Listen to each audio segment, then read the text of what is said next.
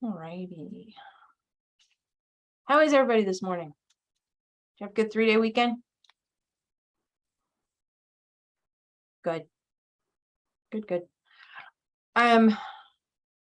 Let's see. I guess I'll let you know. So I just want to share a little bit. We got to go, thank you everybody for letting us take off on Wednesday and go on a little bit of a field trip as a system staff.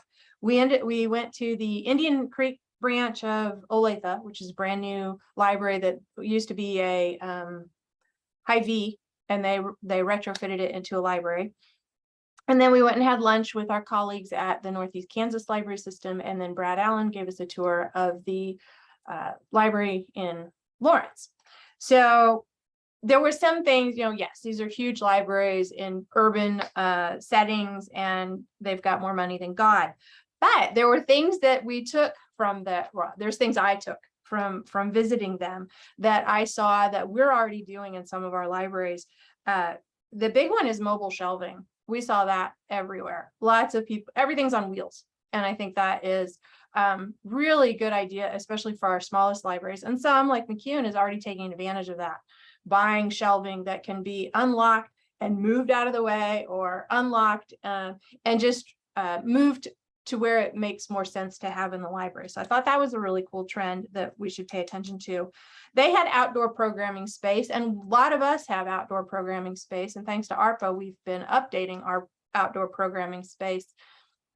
The Olathe branch is, they're a department of the city, so it is a little different there, but they're right next to a city park and a city pavilion and a city charging station, and so they had like a little amphitheater as well. So they were taking advantage of having that sort of indoor outdoor space, and I thought that was something that I've seen a lot of us taking advantage of as well. Both those libraries have maker spaces. Now their maker spaces are different than ours, and I would say it was neat. When we went to Olathe, the quilting club was there. So they had their sewing machines pulled out, and their cutting boards, and their ironing boards, and their irons, and everything that you would need to quilt. And so then here's, women of several ages, and it was all women, but coming to the library to quilt together. I'm a potter. And I always tell people, it's like, I don't have a studio at home because I'm a social potter. I like to do my craft with other people. And I think that's one of the things I see libraries doing, is being that place where people can come and craft together, which is kind of cool. 3D printers were very much in evidence. The things that they have that I don't see any of us having anytime soon, except maybe Bev might do this in Pittsburgh, sound studios. Both of them had professional level sound studios with for doing podcasts and demo recordings and videos. One of the things that was at Lawrence that they said is very popular is a machine that digitizes tape. So you can take your old VHS family histories, take them to the library, and convert them to digital. And so we're going to look into that, because I think that is something that, as a system, that might be something that we could help with. And Brad said that was very popular and had lots of people coming in to digitize, family heirlooms, family histories. That was the other thing. In the recording studios, they were doing a lot of oral histories, which I thought was a great use of the space. And the other thing that we saw at those other libraries that we've seen at almost all of ours is a teen space. And lots of gaming, almost the having video games. And that's something I've seen at the Coffee County libraries, and a couple of ours as well, is just, come in, get your video game, sit down, start playing, and have the library be a very welcoming, game friendly space. There were some things that we did better, that I thought that we really excelled compared to the libraries that we visited. And that's our children's spaces are much better, much more enriched, I think. Both of the spaces we saw were pretty sterile. At Lawrence Public, they had one messy Lego table. That's it. That's a whole space. one messy Lego table. They had some reading nooks and stuff, but they had taken the things that made them comfortable away. And then the other things that we had that I didn't see at either of those were the community-centric things like the seed libraries and food pantries that we have, which I thought was really, I was kind of proud of us. Opportunities that I wanted to share. Both the big libraries had multiple meeting spaces. So they had their big room, that was the big room in Olathe was half was the quilters and the other half was the Rotary Club getting ready to come in. But both places had small to medium sized meeting areas that were all full of people coming to do like meeting in groups of 2 or 3.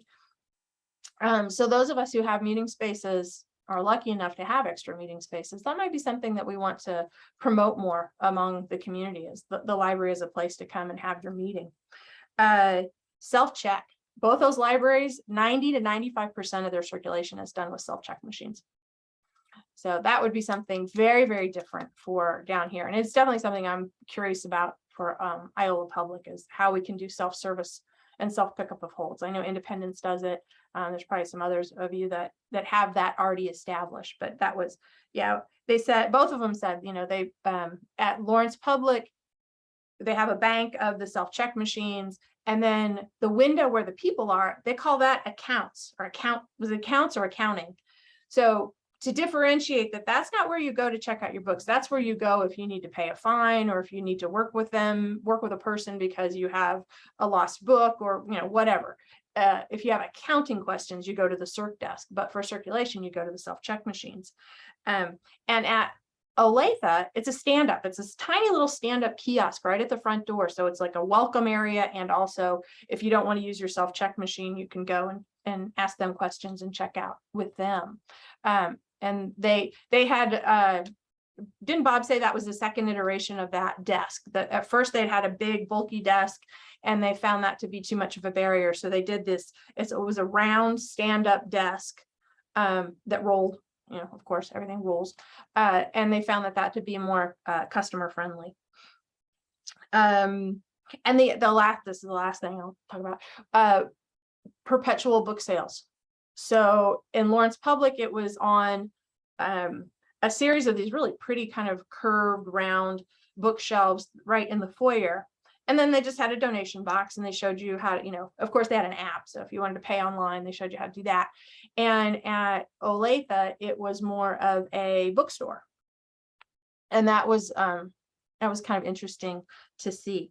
So those were my takeaways. I'm going to open it up to the rest of the SEK staff. Were there things that you guys saw that you thought either that we excelled at more than these well-funded urban libraries, or were there things that you saw that maybe would be takeaways to share with our libraries?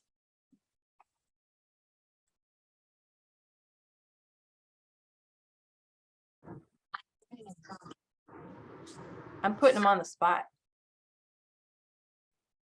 To be fair, in Olathe, in Lawrence, they did say that they were slowly coming back from COVID, and that could be why their children's space was pretty sparse as far as what was in there. I've seen it be much more interactive and engaging than it was while we were there. And while we were there, there was a young girl that was laying on the sofa with earbuds in that I kept wondering, is she homesick from school? What's going on? But we never, of course, asked her, or we didn't invade her privacy or anything. So I thought it was a great opportunity. Thank you to Sharon for thinking of it, and Amy for arranging it. And I thought we were well represented. It was really interesting to see the behind the scenes stuff as well, and how things move, and their office spaces. And I think for me, that was kind of one of the funnest parts, was seeing how they have their cubicles arranged in their behind the scenes spaces as well. So thanks, Sharon. Yeah, Connie. This kind of makes me think, and we haven't done this since before COVID, but is there any chance of us getting back to doing the bus trips to go out as a system? Because we borrowed a lot of ideas. And like I said, it's been since before COVID. So yeah. Yeah, we've talked about that. Amy's nodding her head. Yes, we've gone and found the information and definitely want to get that going again. Because yeah, you get inspired, and I'm always, this is a little bit too self-sharing. You know, it gives you an opportunity to clean up your house. You know, if you know you're going to have visitors, then that pile of stuff behind the desk that you're like, oh, I'll get to it eventually. It gives you motivation, external motivation. I always talk about that, external motivation to kind of get some of that stuff taken care of. So I think that it's important, and it gives everybody an opportunity to brag, you know, to share their gentrification projects or their cool new outdoor spaces or their brand new teen space. So yeah, for sure. Jason, Tammy, anything you guys want to, that struck you as, wow, that was really cool?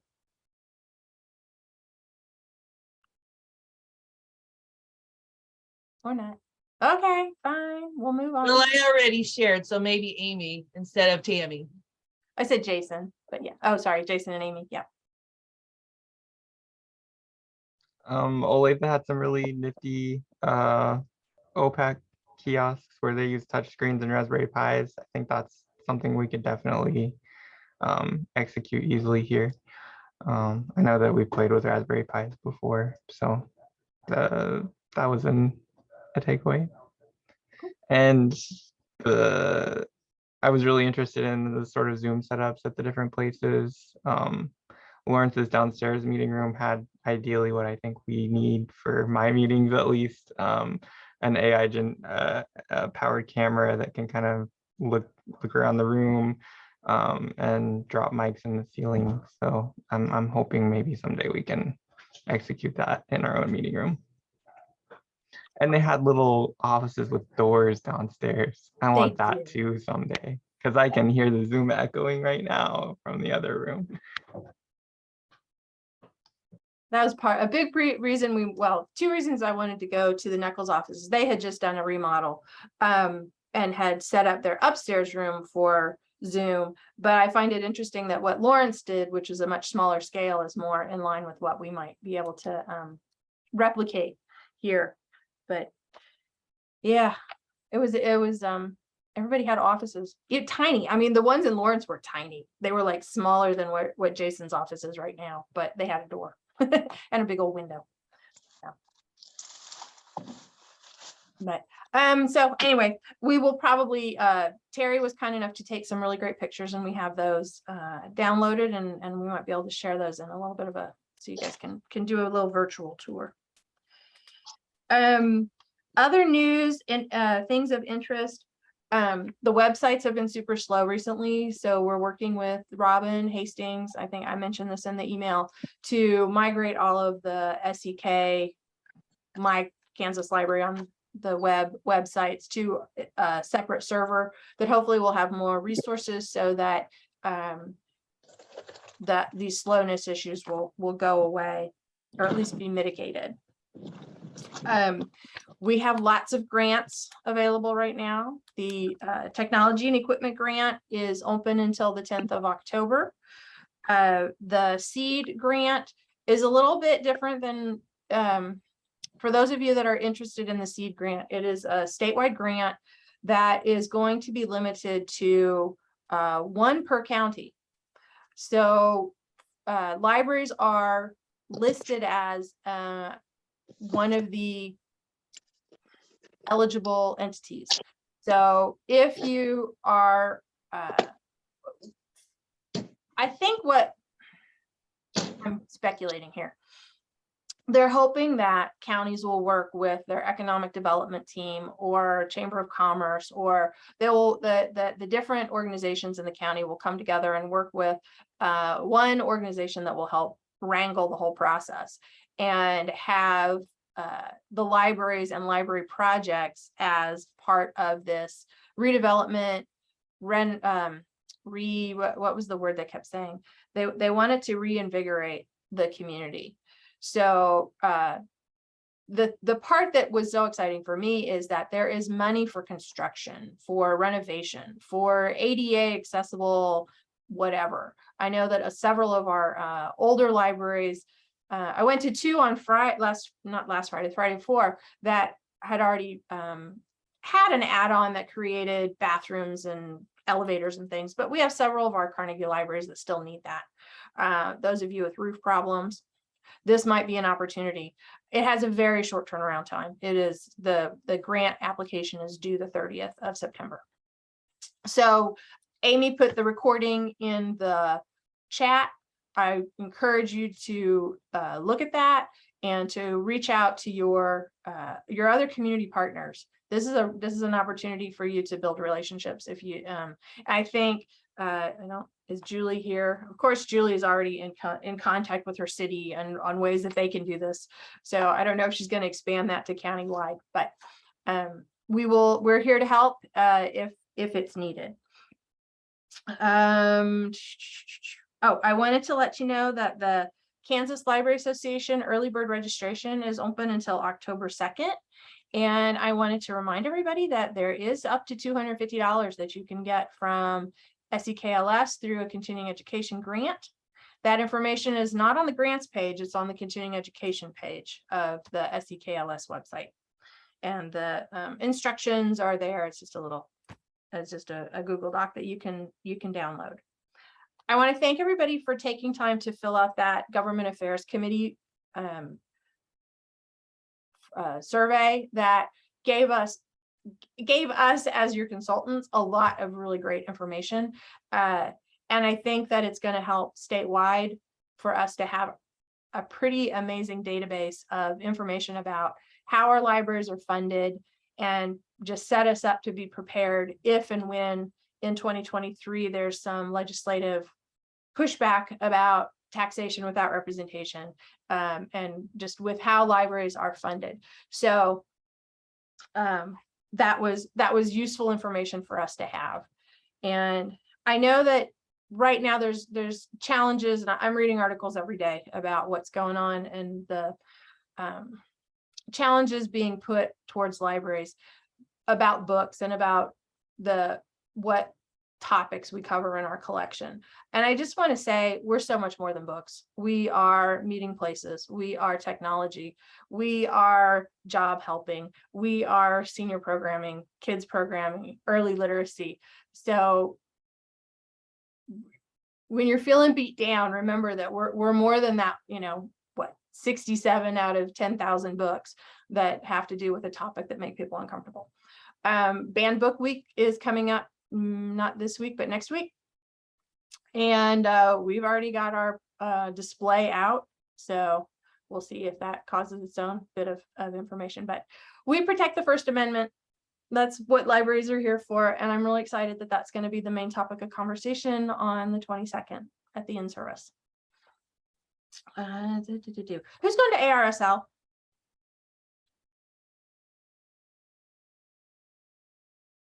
Yeah. I know Jennifer is because I'm driving with her, and I know Lucretia is because we're driving with her. Yeah.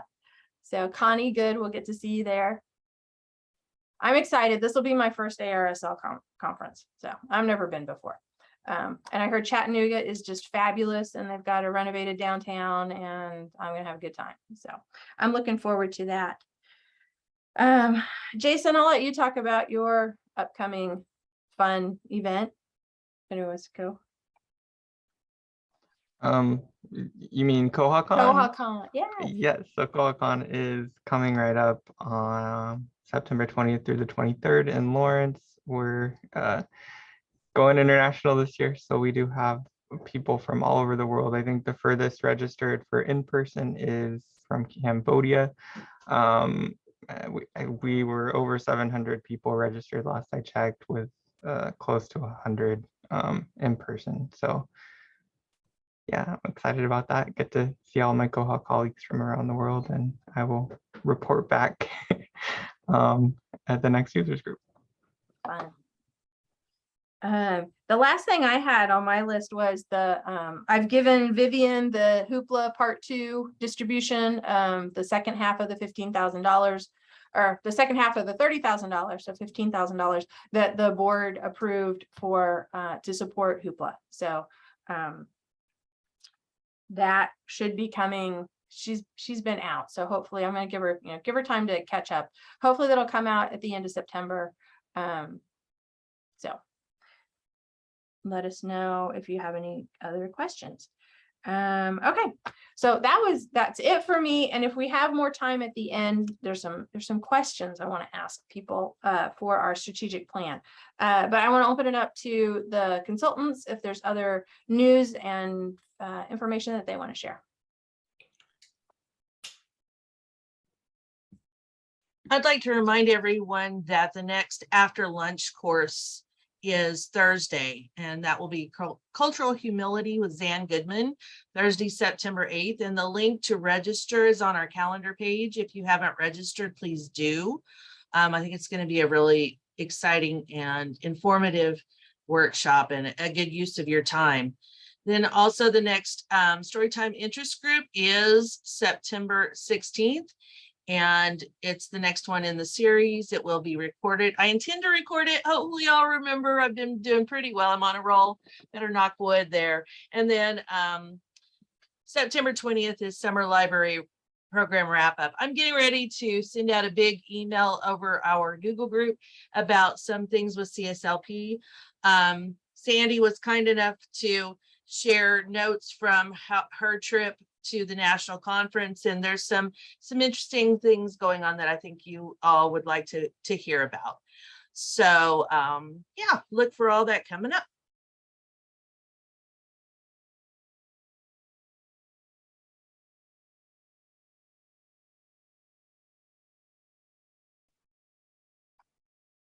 I can go next. I was looking for a document to try and share with y'all.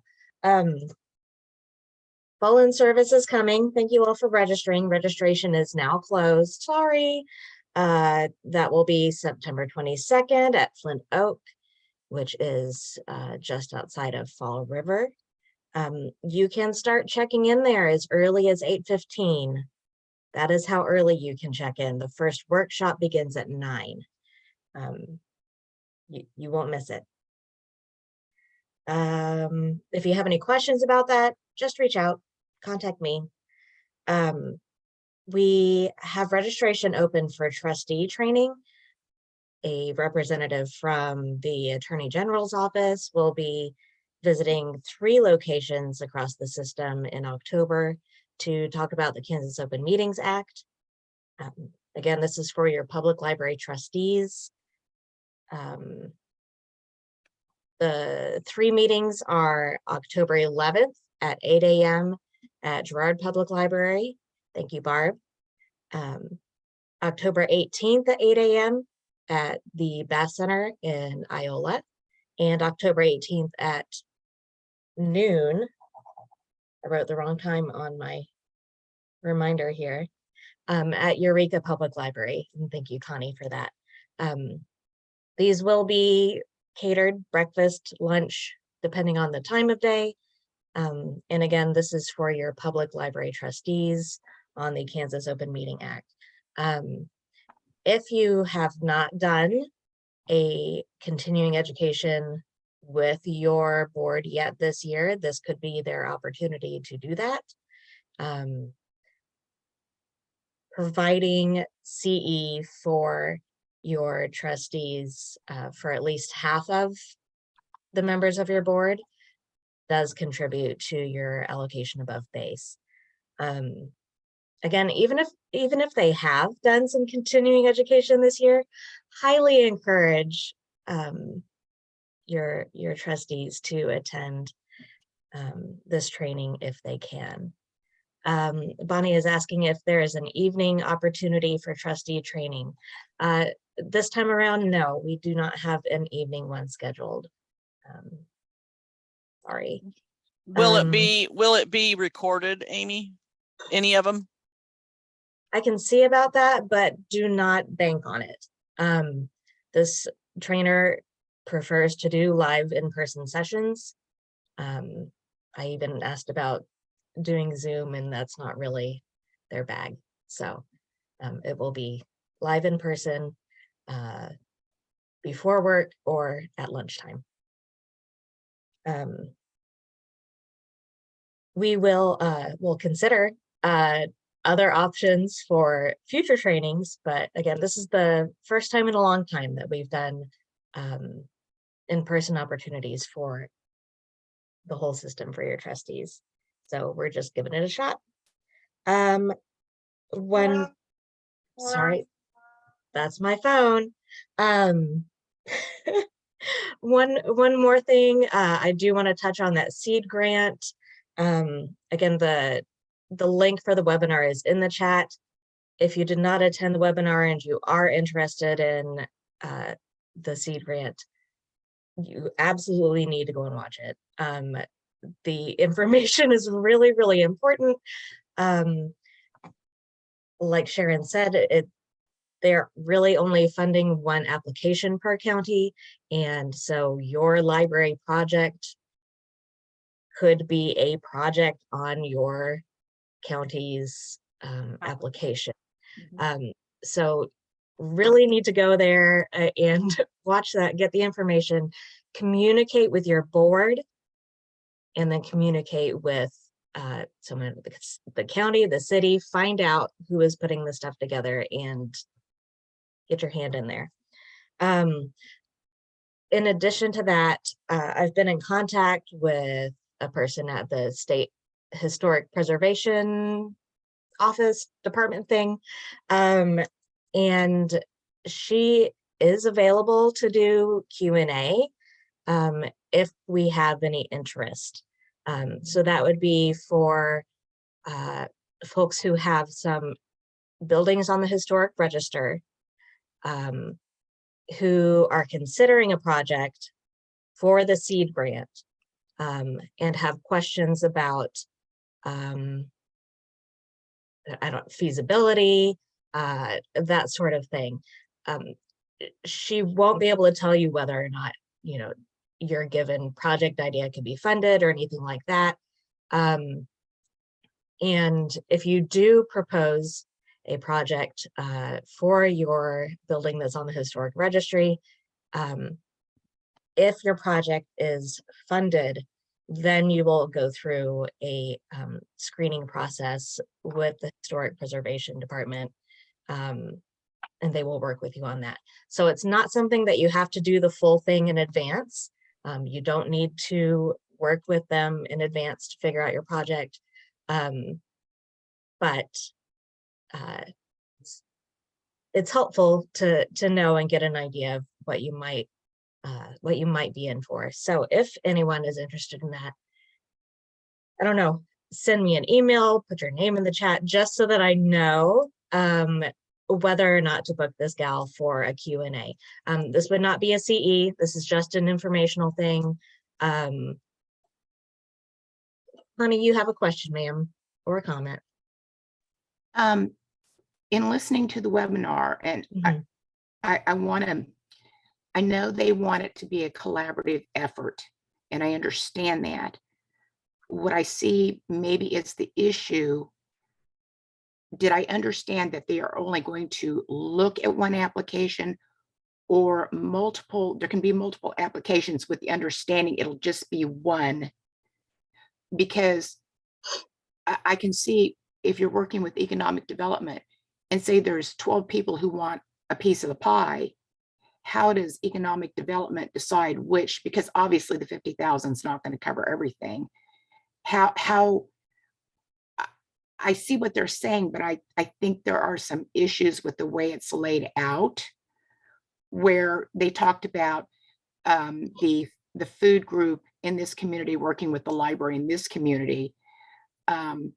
It's not a long turnaround time, and especially for people who have to deal with getting the historic preservation stuff, or if you're doing construction to get bids and things. So I'm a little frustrated by it. I mean, it's a great opportunity, and I'm debating about, I'm going to talk to the city today, whether we see if the city's doing something, or I'm looking at our situation. Is this the way for our collaborative effort that we're doing with our libraries to do an application on their own? Because I would want to redo my children's area, and we weren't really eligible for the family engagement grant because of our children's library situation. Do we go off on our own as the library group and submit an application? Or do I just say, okay, I'm going to check with economic development and see if anybody else is interested and go that route? So it's kind of I'm up in the air about what to do right now. Does that make Yeah, sense?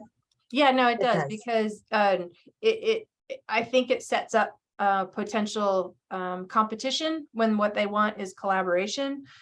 She said their goal is to spread the wealth. I think that this first year is going to be a learning experience for them. And this is funded through legislation. So unless the legislation changes, there's I think it's reasonable to expect that this is something that we might be able to look at again next year for those communities that are below 5,000 in the counties that have been identified as eligible. Unfortunately, Crawford is not. So yeah, the quick turnaround time, they're looking for shovel-ready projects. And I don't know that maybe 2 of our libraries have a shovel-ready project, maybe. But I still think that it's worth pursuing, and giving them that honest feedback is going to be useful too, I think. Tammy? One of the things that they really highlighted in the webinar was they are looking at grant applications that really have that strong collaboration. And I think that even though they will accept multiple applications, it might be in your best interest to work with your local organizations, if you know other organizations are applying, and try to get at least part of your project funded that way. That might be a consideration. It may be something you're like, oh no, I'm not going to do that. But because of the way she worded it and how many times she talked about, you watch the webinar and see what your takeaways are, but she really talked about collaboration, and that the strong applications were the ones that were more collaborative. And so I would be really cautious about going out on your own and doing an application on your own. I just think something that might be better than nothing in some instances. But that's my takeaway. So It wouldn't be us going out on our own. It would be the 4 Greenwood County libraries collaborating as a group, as a piggyback onto another project we're doing.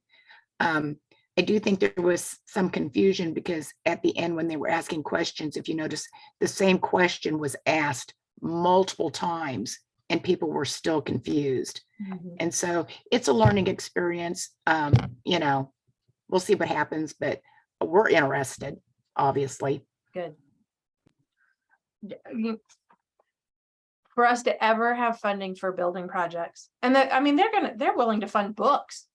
That was one of the, you can rebuild a collection with this grant, if that's something that you and your community need. So yeah, if I encourage those of you to reach out to the county, reach out to your county.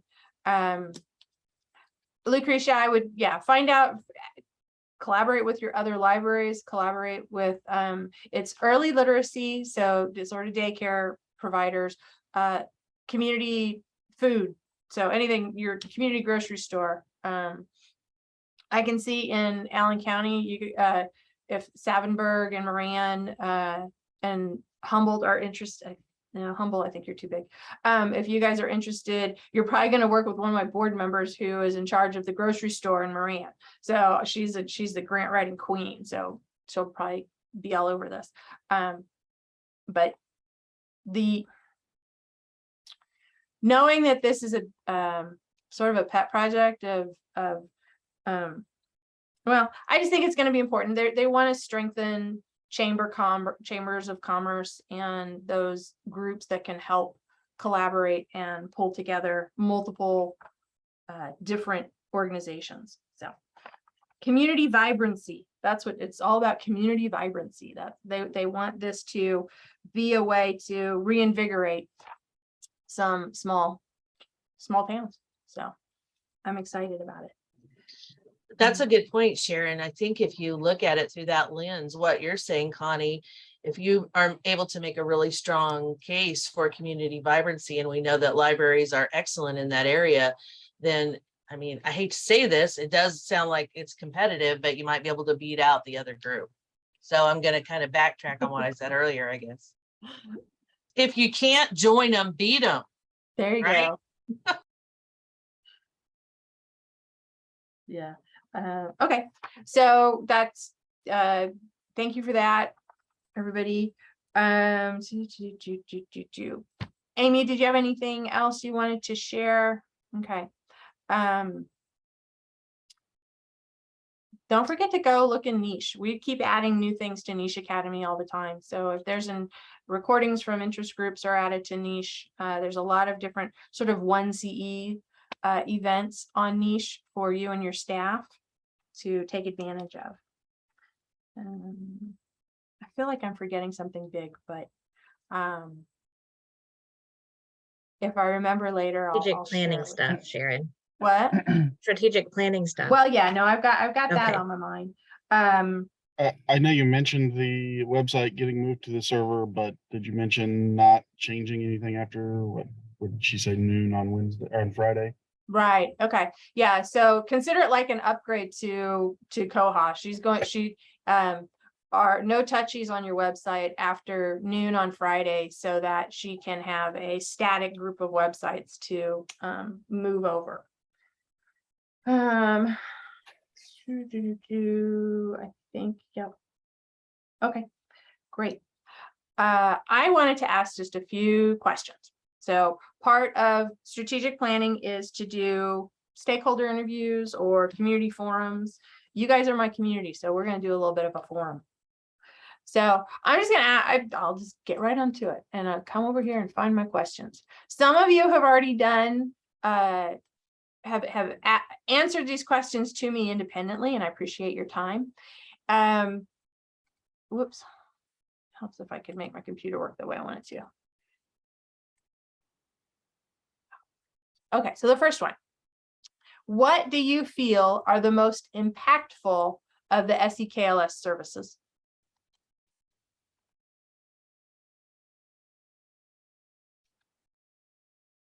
Of all the things we do, what are for you and your library, and this is probably going to depend on what size library you have, what is the most impactful? You're not even gonna give us multiple choice. It is the day Nope. after a holiday, Sharon. I know, but Okay, let me think here. The courier subsidy is huge for us. I feel like all the technology support that we get is a big thing. Continuing education, everything. all of it. All of it. Everything. I had another thought in there though. I guess I would start with, well, and I know that Hoopla, I know that there's mixed feelings on supporting that because it's maybe something that we should be doing all on our own, but I do think that is the favorite platform of our patrons, and we might be able to do that on our own.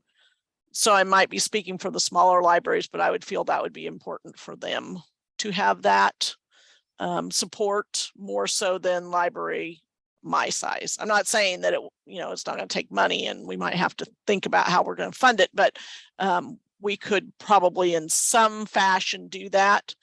And our patrons kind of like the rotation books, but I don't know that that would be as high on my list as some of the other things. Well, so for my little libraries, rotation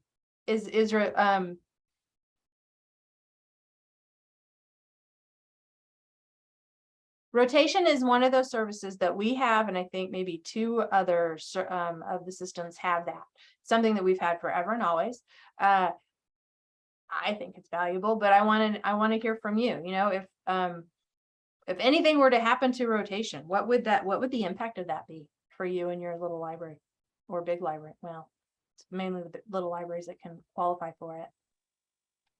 I know for my library, I'd have to actually start buying Westerns. And I only have one gentleman who actually reads the Westerns, but he's in every 2 weeks. So that would not be a collection I would pursue, Mhm. but it would be one that he would use and is utilized. So it would be really bad to lose that. Well, and I do want to give kudos to Cheryl because she has some great books that she gets. I see things we share, we all purchase through Baker and Taylor. So I'll see things that'll show up as like, oh, that's already been ordered. It's like, well, I didn't order that. Oh, Cheryl did. It's for rotation. And then I'll get a copy for Iola because I think it's a good book. I'm seeing lots of, well, allocation, I think, Koha support, the CE, Hoopla, Andrea, to speak to your point, Hoopla came up with one of our larger libraries as something that they don't want to see defunded because it is very important for their libraries. And there's some of my little libraries who have money in the coffers for Hoopla, but have not embraced it yet. So thank you for the testimonials. You know, so maybe some of the littler libraries that have some money socked away may feel more motivated to share that with everybody. Rotation and Hoopla. Okay, cool. Yeah, the other area that I looked at was Garmin, obviously. Thank you. So my next question That's right. is, Out there, right. okay, this is the reverse. Which of those services do you hardly ever use? Camel, very Keep all the things. Okay, Leanne, we'll try. I think it's important for us to think critically and strategically about, you know, what we offer and what we don't offer. And, you know, it's just like with anything that we do in the library, we need to consider critically everything. My that we library do. doesn't use, I mean, I have one person who comes in faithfully and gets books off the rotation, and she won't look at nothing else but the rotation books. Mhm. But she's the only one. Most of the books that come in on rotation are like the food mysteries and stuff, and that's just not what my patrons go for. So I have the one, but that's about it. Let's see. Okay. I see people are mentioning talking books, but the issue with the talking books is once we don't really know who in our community is using the talking books. I mean, there could be all kinds of people in my community. They don't really have to come through us necessarily to get that service. So that might be something that I don't know if you've hired a new person for that position, needs to maybe let us know how many people in our communities are using that service. I'd be curious to know if there are people out there using it. Because like I said, that doesn't really have to be through us. It can be, I mean, but even if you are the person that you give an application, if you give it out, you don't really know if they're using it or not. That's not, so I feel like that's not something I could speak to as to whether or not my community is using it, I guess. Okay. So our new Talking Books consultant, drum roll, is Cynthia Chalker, who for a little while will be both the Moran Library Director and our Talking Books consultant. And she's the special needs consultant. So we're hoping to expand this so it's not just talking books. That's still predominantly what this position is because it's grant funded position. Half of the position is paid for by the state library and through the Talking Books and Mike Lang and all of his crew out of Emporia. And Cindy was able to spend last Monday at Emporia getting her training and getting up to speed. And she already has some outreach planned. So she's really excited and ready to do some visits. And I think she and Amy have been in touch to talk about going out and doing some joint visits of libraries to find out what your needs are and to know that Talking Books isn't just senior services. It is for all ages. And I think in the past that maybe had more emphasis than it has had recently. Yeah, so we will do our best to strengthen that part of our services. So, thank you. And then next question. What needs to be on our radar screen as we're looking into the future? Are there things that have come up or that you've heard or, on your ARSL listserv that you think that, well, why didn't I hear about that through SEK? What things do you think should be on our radar? Besides intellectual freedom, we know about that one. I'm wondering if, and we've done this in the past, but it's been some years, if maybe it's time to revisit some training on how to protect ourselves and our patrons in our libraries. We did active shooter training and in-service, but it's been 4 or 5 years ago. And people are more aggressive these days. But just ways to make your building safer, and what to do if there's a physical confrontation, if that makes sense. So I know de-escalation training is a point, and I have heard this from several libraries, and I do know that Southeast Kansas is full of lots of stressors. Everybody is already sort of at the brink with economics and just everything that everybody has to go through. That makes it hard to keep calm and carry on. So we can look at that. Cool.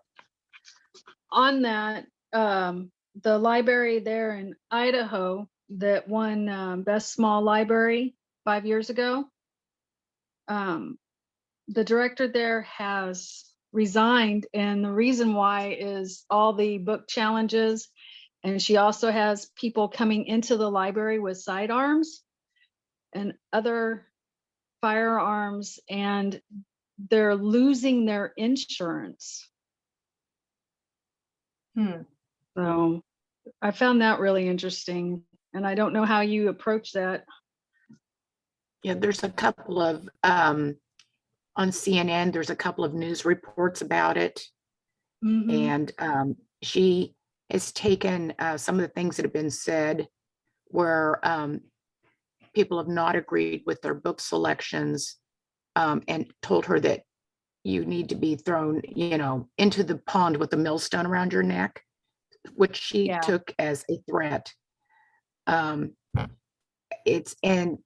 the funny thing is, it talks about the group has a list of 400 books that they don't want to see in the library, and that library doesn't have any of them. But a great board member said, I'm not going to say that we're not going to have them, because if somebody comes in and asks us to get them as the public, that's what we do. We go and get those books for them. So it is kind of a mess. Well, and there was Exactly. recently in the news, the library that was defunded.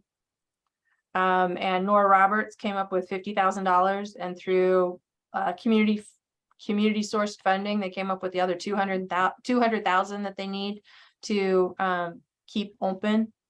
So yeah, I would say that that's probably those kinds of civil threats. I wrote down incivility because that's a lot of that's just, we're not getting along very good these days. All right. Those are big trends. So big issues, not little things that we're focusing on. Okay, a little bit more hopeful.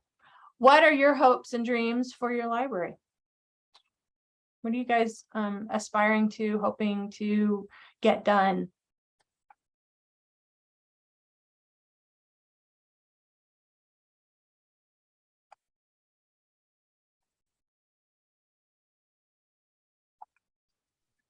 Personally, for our library,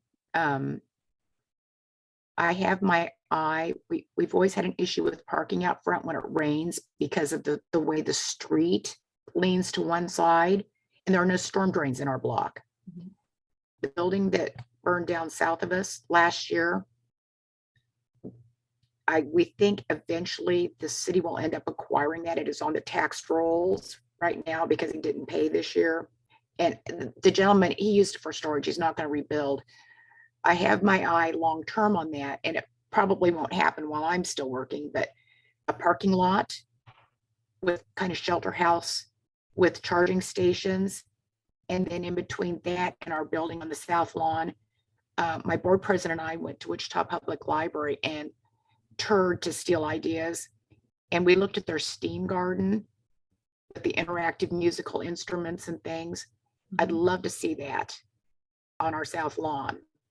So it'd probably be a multi-phase project, but I'm trying to get that on the city's radar, that maybe at least for the parking lot, if they get that, we could do a CDBG. Because I think that would really help, and it would look so much better than that vacant lot, because it's pretty rough looking right now. Well, and what was, in Olathe, they had the charging stations, and I think more and more people are driving electric cars, and we're seeing that as an infrastructure need. So I kind of like that idea. And if you're ever in Lawrence and you go to the Merc, they have solar panels that act as shade. I love going there. You can park in the shade because the shade is created by giant solar panels in the parking lot. And then that helps charge and provide electricity for the store, which I thought was kind of a cool thing.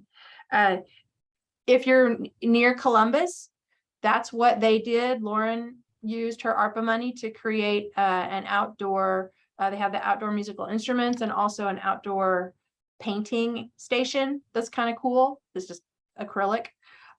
So definitely go look at that. That's kind of cool. Also in Baxter Springs and Lacine as well.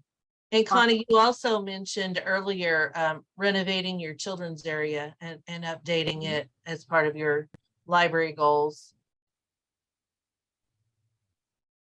Yes. Cool. New circs, yeah, small meeting pods.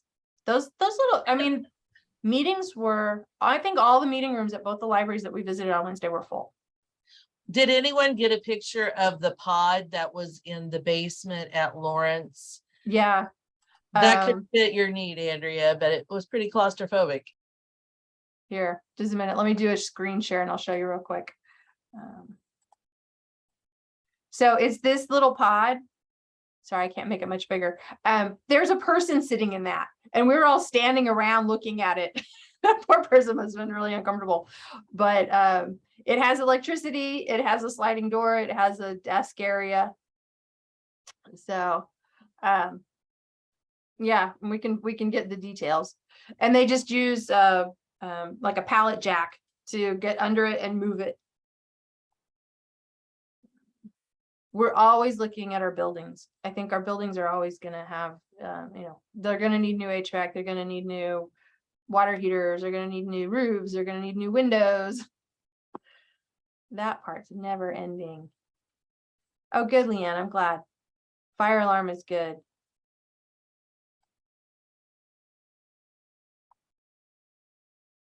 You don't have AC at all, Andrea? That's awful. Hopefully it'll get fixed soon. And then building plans. Okay, thank you. Okay, we got 6 minutes. My lounge. We're going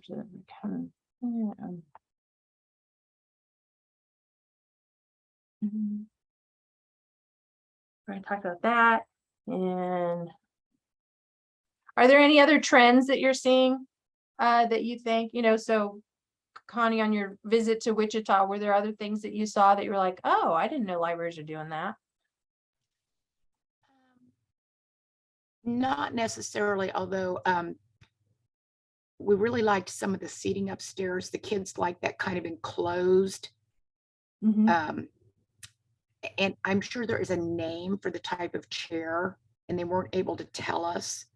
But we went to look at that primarily for the children in the teen section, and then their maker space and their library of things.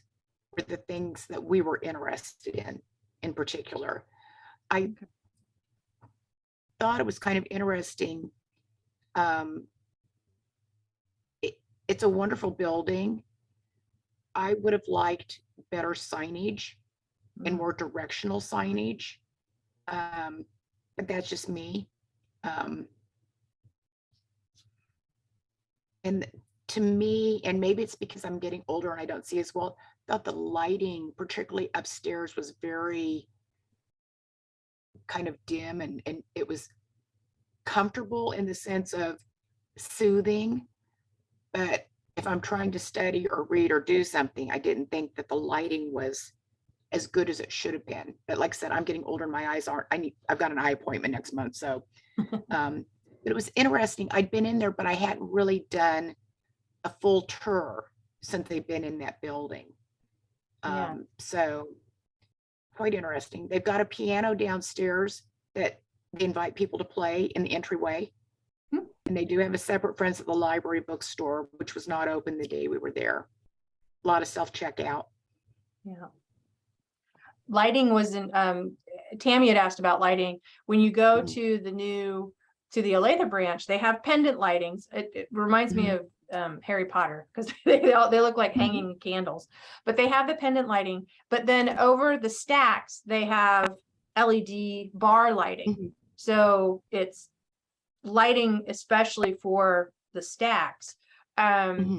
But then it's more just sort of an ambient lighting. And they did say that it is on like a dimmer switch, basically, that if it's sunny outside, the inside lights will be low, but if it's cloudy outside, the inside lighting would go up. But yeah, it was atmospheric. But Well, I like I saw the same trend in Lawrence, I think, too. It was dark in there as well, or darker. And I am with you, Andrea. I would have needed a like a little portable reading lamp with me in both places. Or yeah, like yes, for a flashlight. Yeah, but I mean, have you seen those ones that are just a little reading lamp and you can attach it to yourself somewhere, or a lamp if I were sitting to read comfortably? I don't think that they're necessarily considering people who have vision difficulties when they're putting in lighting in some of those places. And because we have an older population, and we've talked about this before, I think I was more aware of it than maybe even they were. But it's a beautiful space. Like you said, it's very comfortable and makes you feel relaxed when the lighting is low. But if you want to read, like over in my corner, I have a lamp, and if I'm going to read, that's where I'm going to sit. Or at work, I'm going to turn on the light so it shines down on the page. And both places were missing that. Yeah. So in some things, everything that is old is new again. So, you know, if you go to a traditional, like go to the New York Public Library and you go to the reading room, there's lamps on every table. There's probably a reason for that.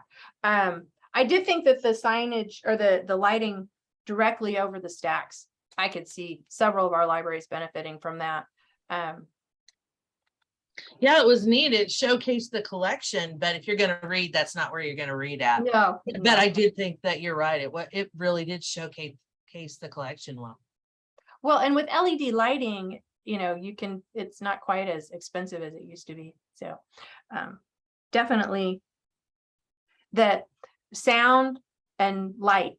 So I'm a big one for noise. I don't do well in very noisy situations or noisy spaces. So I'm always looking in when I go to a space, do they have noise dampening? How have they done the roof? How, you know, is it all hard surfaces? Am I going to get a headache after 3 minutes in this place? So those are some of those things. Interesting to note that those two buildings were designed by the same architectural firm. So seeing some of the, so I'm not surprised that maybe they had the same weaknesses because it's the same architects.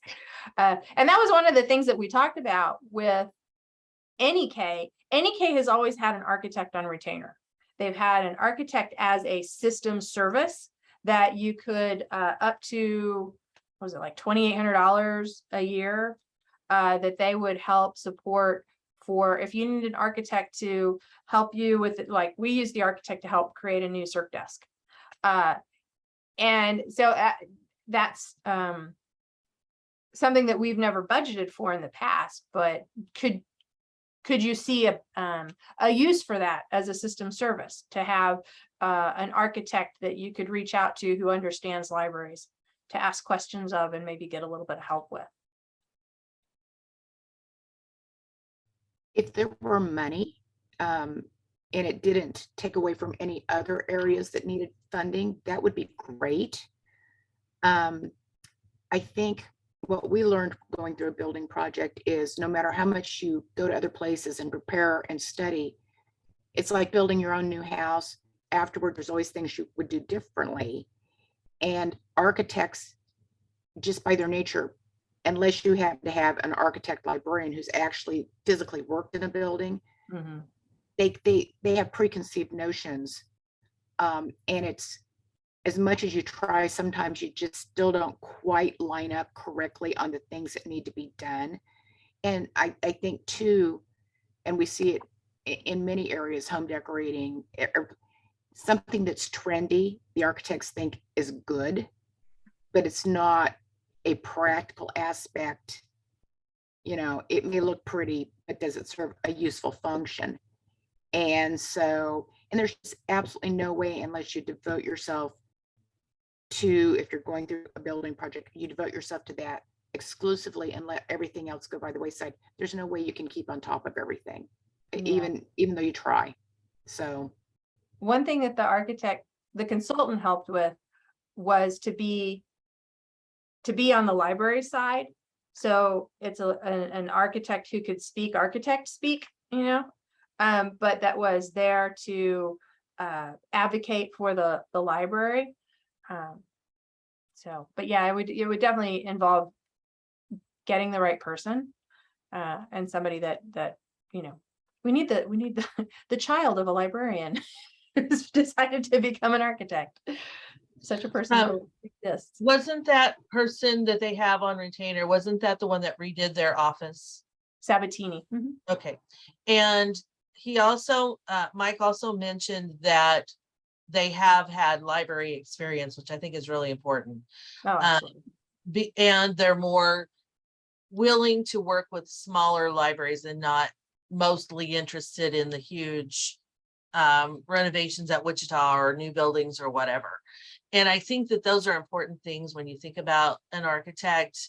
But it's always going to come down to whether or not they listen to you. With every building project, I've worked with architects that were yes people, you know, sure, and it never happened. So I completely understand where you're coming from. But this one sounded like they had a better handle on things. But Sharon, do you know them personally? No, I've not worked with Sabatini. When I was back in Kansas, it was still Hans Fischer, who has since passed away. But well, it's after 10, so I want to respect your time. And if you need to leave, please do. I've asked all my questions, so I do appreciate that.